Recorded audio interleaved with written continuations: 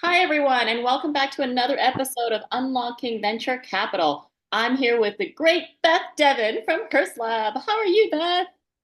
I'm great, Sydney. So good to see you again. Thank you for having me. Absolutely. Thank you so much for joining, and so excited to talk about what you do at Hearst and what the mission that you guys are driving. I love it. It's super inspirational to me, so I'm very, very excited to have you.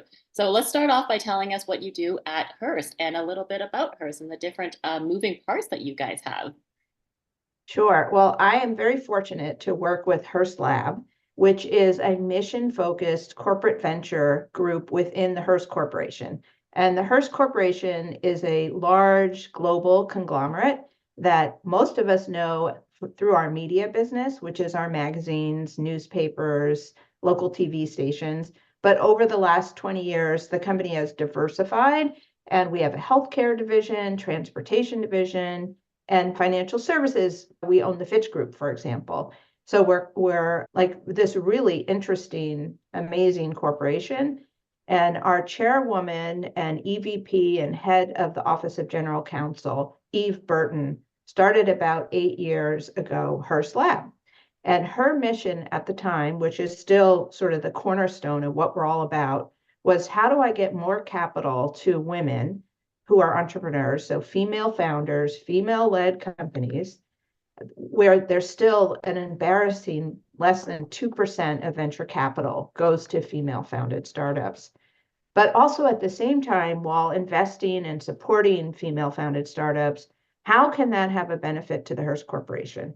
And so a second part of our mission is in engaging women at Hearst who can have exposure to what we do with these startups and how we support them, leveraging their expertise and also helping sort of expand what their career and capabilities are because they get this opportunity to work with folks that aren't in the corporate world who are starting companies. And then in addition to that, really bringing innovation to Hearst. So just by the fact that we now have invested in over 70 companies of all different industries and focus areas, that innovation often could have some strategic ties to Hearst. So that's really the mission of Hearst Lab. And as I said, Eve Burton, she's our fearless leader and advocate and chairperson. And about 4.5 years ago, Eve and I know each other from years ago. She reached out and said, "Hey, would love to have you support what we're doing at Hearst Lab, and would you be interested in joining us?" And I'll tell you, it's been one of the best decisions I've made in my career. That's amazing. And I love the focus that, Eve has and that you are delivering to female founders every day. Like I said, this was the kind of thing that I wish existed when I was a founder. So, because you didn't know, you don't know what you don't know, right? And That's right. That's being in a right. room with other women that are going through the same things or going through similar, problems in your startup and in your journey is so invaluable. So being able Yes. to have that, being able to have, of course, financial support as well from one of your two funds, the seed fund as well as the Series A fund. To see opportunity of someone else who kind of looks like me was able to do it before, that is so, so amazing. And being able to like know where to ask for help. So I love that. And I love that there are so many different verticals that you guys invest in and have lots of different industries. That is an area of focus because a lot of other Yeah, CPGs, like the ones from banks and things like that, you have to be in some kind of financial service to that's right. That's right. to do that. So I guess like, why do you have that, different kind of spread out focus that has so many different abilities to work with her? So you don't have to be in media, you don't have to be in, this and this and this. So how does that really work and how do those decisions Yeah. made? Yeah, let me share a little bit about that. So, even in the 4 years that I've been working with Hearst Lab, we have continued to evolve. We like to think of ourselves as a startup. So we're constantly reflecting on, what could we do better? What could we do different? How has the market changed that we need to respond to? And, where can we have the most impact? So I think when the lab started, it was really an in-residence program where we would invest in a company. And I think our average check at when we started was $250,000. Now it's $500,000. But we never wanted it to just be about investing money. And so the real goal was how do we invest in pre-seed, seed stage companies and help them get to that next big milestone, which would at the time be raise their Series A. Yeah. And to do that, we wanted to tap all of the expertise and services that we have within Hearst to bring that to bear for these startups. So for example, Eve Burton, who I mentioned, runs the legal team at Hearst. Are there legal support that we could give a startup at that stage? We have a dedicated person that could help with UX, UI design. We have someone that could help with tech and DevOps, somebody who could help with marketing. But I think one of our really superpowers is we have what we call our Scout Network. Right now, there's getting close to 200 women across all the Hearst businesses that are anointed as scouts. And, they have certain commitments that they make. They volunteer their time and their energy to help our portfolio companies maybe navigate, federal regulations in the healthcare industry, or, what are best practices around digital marketing, or how do you get the attention of a journalist, when you're trying to promote and get your brand known, how, what is the right way to set up your HubSpot and really identify leads and convert leads. What's the right way to sell to the enterprise? So there's such a breadth of expertise across these women, and the women get benefit as well, right? At Hearst, they're really learning around these different companies, what makes them tick, and they really enjoy it. We track how many of the folks in our Scout network get promoted over time, what is their retention rate within the company and their engagement. We often will hear from someone who is a scout that one of the funnest parts of their job is working with Hearst Lab and working with our portfolio companies. So I think that combination of not only capital, which is certainly important, when you're trying to build a company, but all the support, and it's really a bespoke set of services that we provide that we bring to our founders is really what makes us differentiated. We don't call ourselves an accelerator. We're not cohort based. We're not providing classroom training. I mean, there's wonderful accelerators that do that and I think bring a lot of benefit. So we always tell founders when we're investing in them, the founders that have the biggest ask list in terms of where they could use our help are the ones probably that benefit the most from Hearst Lab. It's so interesting. You bring up a point. I don't think I knew this before, that your scout program, everyone is a Hearst employee. Yes. I did not know that before. I thought they were just like people that you found. No. They're women. Okay. Yeah. If you go to our website and you look at our Scout network, their pictures are there. You can see where they work. I didn't know that they all worked for Hearst. That's yes. so cool.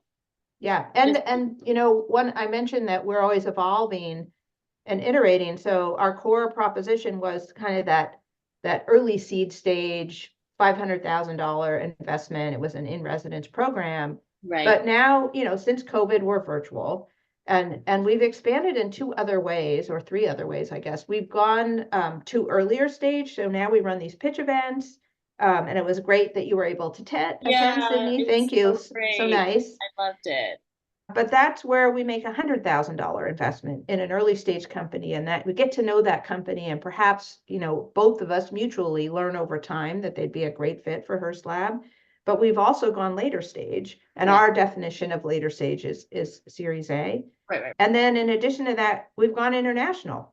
So we now have two folks on our team, one based in London and one based in Spain, and we probably have, I don't know, about 12, 14 investments that we've made outside the US because we have businesses outside the US and our Scout network. There's probably 30 scouts out of those 200 I mentioned that are not in the United States.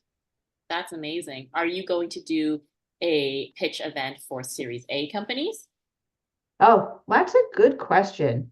I hadn't even thought about that. I'll have to talk to my colleagues about it. I think when we started the pitch events for the earlier stage, it's really a great way to get sort of a read on the market and which companies are out there. So for our New York event that you were at in last month, we had, I think, just over 500 applications. Oh my and goodness. That got narrowed down to Mm. 6 companies that were selected to come in person and pitch. And then we had the one winner Yeah, with yeah. unlisted. They did, Um, everyone did such a great job, I must they say. did, Like didn't all they? the finalists were so on point, so on time.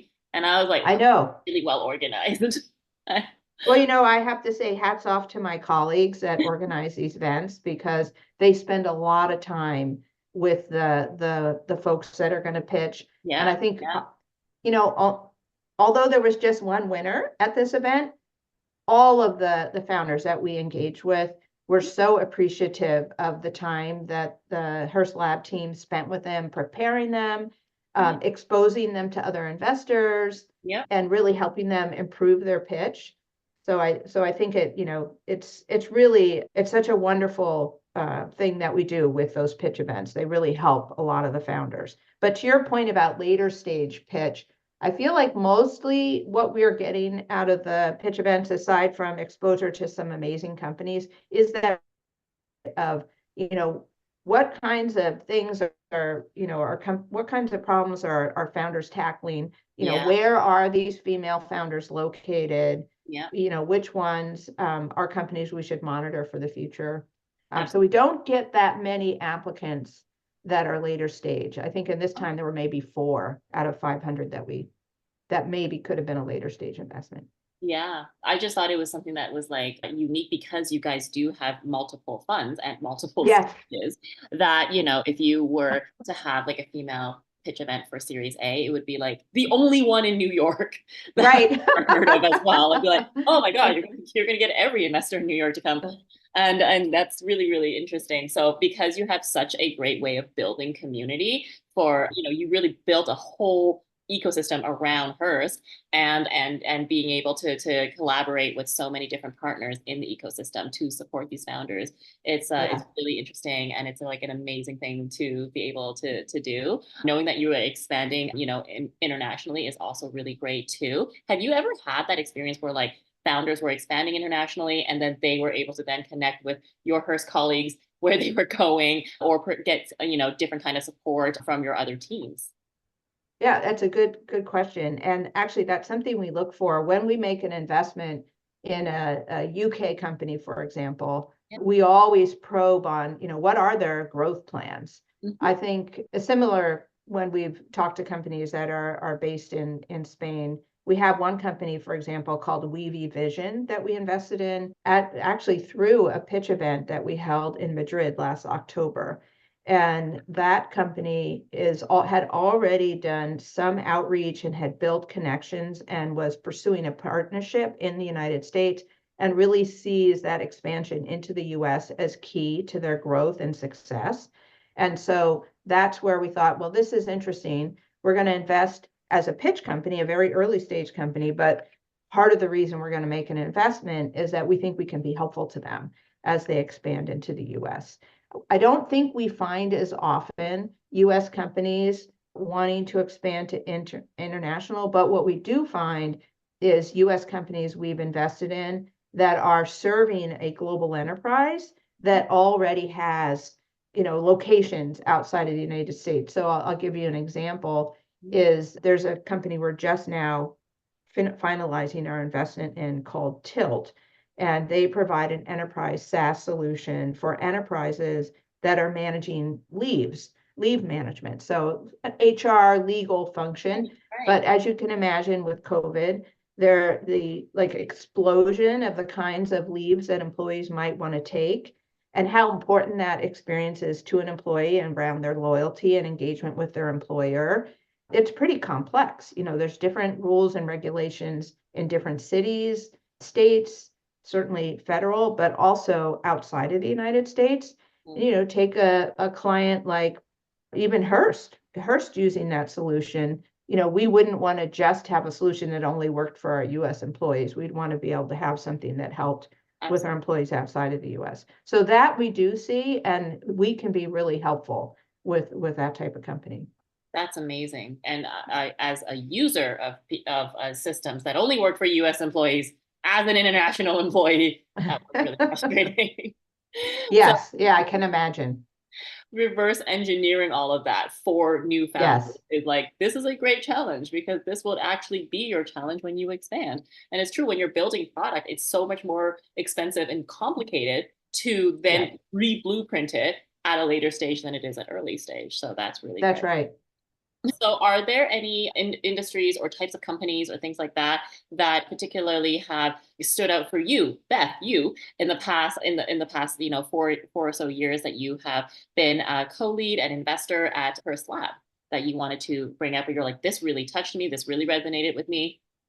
In terms of industries or companies? Either one. Uh, okay, well, I'll talk to both. Well, let me start with a company. So, when you go to our website or I tell you, Sydney, these are the kinds of companies we're looking for. We Yeah. emphasize B2B and B2B2C and software tech companies, companies that don't have products. Well, I always tell people if you go and look at our portfolio, you'll see that we've probably broken every rule in terms of what we said we would invest in. So one company that I didn't think we would invest in, but I fell in love with the founder immediately, is called Bodily. And the founder, her name is Tova Haim. Mhm. And it's a direct to consumer company that sells products for women experiencing bodily change. Okay. So think it's pre-pregnancy, during pregnancy, post-pregnancy, perimenopause. And so these products are based on, real research and product design that's trying to help women go through like can be challenging periods of their life Yeah. and really momentous times. And a lot of the industry that's out there really hasn't focused on designing products that are functional, but also feel good to wear, they're Yeah. pretty. And so that's something Tova wanted to tackle based on her personal experience having two children. And she's been just phenomenally successful. And I would have told you if anyone said, Beth, let me introduce you to Bodily and see if Hearst Lab would invest, I'd say, oh, no, we don't invest in direct to consumer that much. We don't invest in companies that hold inventory, but we so fell in love with Tova and really her sort of obsession around the problems she's solving and the success she's having in the market and the way the smarts that have been brought to bear on how to manage inventory challenges, et cetera. We invested once, we invested twice, and that company, is something I'm so proud of. Yeah, Um, absolutely. And it's so different than your normal. so different than anything Oh, else in our portfolio. And even like when you think about how can Hearst help this company, right. How based can on hurt the this company? they can leverage our office space in New York, which they do, and they Yeah, really appreciate. it's a And I beautiful think office space. yes, I love going there. I'm actually based in California, but I love all my trips to New York. Mhm. But I think the main way is just ties to our media organization when it comes to health and women's issues, Yeah. but not as much as we would like, I guess, is the answer to that question. Hmm. Hmm. When I think of industries that I'm excited about and would love to find more female founders, I'll just give you an example, is transportation. So people don't realize that we have a transportation division. It's a great kept secret and a very important part of the growth engine of the Hearst Corporation and some wonderful people that work in that organization. I mean, we have a company called Norgon that supports the trucking industry. We have a company called Cam Systems in the private aircraft industry. Hearst Motor is amazing in the data and software that they are sort of the engine, behind the scenes engine that supports automobile parts companies, insurance companies, resale companies. Like it's amazing what they do. But Sydney, it's so hard to find women in the transportation industry. And so any female that I find that started a company that's supporting transportation industry, I meet with. Yeah. We all have a hope, that we're going to come across an amazing company that we can help because our transportation division at Hearst just is steeped in expertise and contacts, could be incredibly helpful. That's really interesting. Yeah, I would love to see that expanded and have more female founders in that space as well. Because I think that Yeah. the way of thinking definitely has a lot of room to grow, and the creativity Yes. that can be brought in can be utilized in such a efficient way with all the resources Hearst has to offer. So that's fantastic. Yeah, it's really great. So thank you also for bringing that up. I think that that's like a really great thing to be able to share with people. And in terms of, what does the future of your team kind of look like in the next like years? Do you feel like you are going to be having different, expansion or sectors that within expansion, or do you have like certain goals that you wanted to share? Yeah, it's a good question. And I would say if all my colleagues would hear, we'd say just be ready for change at any moment. So no, I mean that when I said we're a startup. So Yeah. a lot of it starts with the visionary that Eve Burton is, and she has a lot of ideas that we discuss all the time about Okay. different ways that we can engage. And here I am telling you what we do today. There's a lot of things we explored that we're not doing. We've looked at, for example, partnerships with other investors, other corporates. We've looked at, different regions that we could go into. We actually have a sister organization within Hearst called Level Up Ventures, Okay. who's run, and one of the key leaders there is Shashi Srikantan. And Shashi is also a scout. And I first met Shashi when she worked at the Fitch Group, which is one of our companies at Hearst. And she was a scout, and she was a great scout. And since then, a couple of years ago, she went to work with Level Up, which was just starting. It's a baby, but it's an investment part, a mission focused investment group within Hearst Okay. that invests in underrepresented founders. So Black founders, Latinx founders, so men and women. And so that's an example of, I'd say, almost an offshoot of Hearst Lab. It's not Hearst Lab, but we partner and collaborate really well together. And so that's something that I call an extended part of how we, make a difference in the startup community. And we collaborate a lot together. I meet with Shashi regularly. She comes to some of our scout pitches. We'll support her as well. So you just don't know what's around the corner in terms of the different things that we'll do. I think this year we're very focused on continuing to make investments in later stage companies. And the other thing we're exploring is investments in the Middle East, which Okay. is very, very new. Yeah. Eve Burton and some colleagues went there in January and came back inspired, energized, excited, Mhm. based on just the change that's been happening in the Middle East, that it's advantageous to women. I think there's still a long way to go, but rules, a couple of years ago, women not being able to be in the workforce and not being able to drive cars, like Yeah. a lot of that is no longer the challenge. Now, of course, it's going to take time to build up a pipeline of female founders, but Eve was surprised to find, for example, that over 50% of the computer science students uh, are women. And so we're now actively, building a pipeline, evaluating companies in the Middle East, and looking to make our first investment there. So that's just an example of, you just don't know what's around the corner. That is definitely an unexpected answer. Yeah. I think for all of us.